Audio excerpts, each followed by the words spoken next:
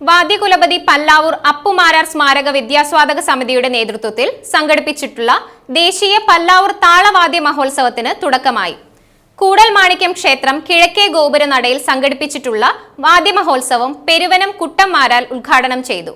Koodalmanikyam Devaswom chairman advocate CK Gopi അധ്യക്ഷത വഹിച്ച ചടങ്ങിൽ പത്മജ്യോതി പുരസ്കാരം നർത്തകി ചിത്ര വിശ്വേശ്വരനും പത്മജ്യോതി പുരസ്കാരം നാട്ടുവാങ്കം കലാകാരനും കർണാടക സംഗീതജ്ഞനുമായ KS ബാലകൃഷ്ണനും സമ്മാനിച്ചു. കലാമണ്ഡലം കൽപ്പിത സർവകലാശാല മുൻ ഡെപ്യൂട്ടി രജിസ്ട്രാർ V കലാധരൻ മുഖ്യപ്രഭാഷണം നടത്തി. സമിതി പ്രസിഡന്റ് കലാമണ്ഡലം ശിവദാസ്, അജയ് മേനോൻ, ചിത്ര വിശ്വേശ്വരൻ, KS ബാലകൃഷ്ണൻ എന്നിവർ പ്രസംഗിച്ചു.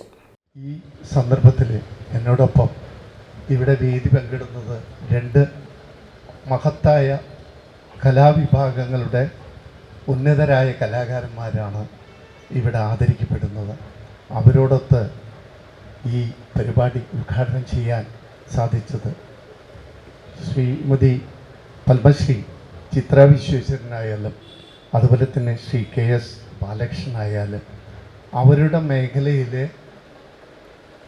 നിറഞ്ഞു നിൽക്കുന്ന പ്രതിഭകളാണ്.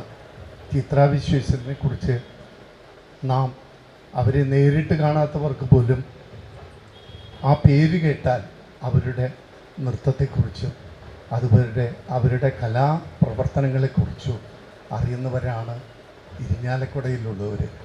അതിന് കാരണം ശിവദാസും സൂചിപ്പിക്കുകയുണ്ടായി. ഇരിഞ്ഞാലക്കുട എന്ന് പറയുന്നത് സാംസ്കാരിക നഗരിയുടെ തലസ്ഥാനം എന്ന് വിശേഷിപ്പിക്കാവുന്ന ഇരിഞ്ഞാലക്കുടയിലെ എല്ലാ നല്ലതിനെയും പ്രോത്സാഹിപ്പിക്കുന്നവരാണ് ഇരിഞ്ഞാലക്കുടക്കാർ. അതിന് ഏറ്റവും ഉദാഹരണം തന്നെ പാലക്കാട് ജില്ലയുടെ പല്ലാവൂർ അപ്പുമാരാരുടെ പേരിൽ എല്ലാ വർഷവും അതിഗംഭീരമായി തായമ്പോത്സവം നടക്കുന്നത് ഇരിഞ്ഞാലക്കുടയിലാണ്. ഇത് ഒന്നു മാത്രമല്ല, ഇരിഞ്ഞാലക്കുടയിൽ ഇതുപോലെ പല കലാകാരന്മാരെയും അനുസ്മരിക്കാനും അവരുടെ പേരിലൊക്കെ ആഘോഷങ്ങൾ നടത്താനും ഇരിഞ്ഞാലക്കുടയിലെ കലാ സഹൃദയർക്ക് സാധിക്കുന്നു. അത് ഇരിഞ്ഞാലക്കുടയുടെ കലാ ആസ്വാദനത്തിൻ്റെ, കലാപഠനത്തിൻ്റെ, കലയുടെ ഒരു പാരമ്പര്യത്തിൻ്റെ ഒരു ശ്രേഷ്ഠതയാണ്.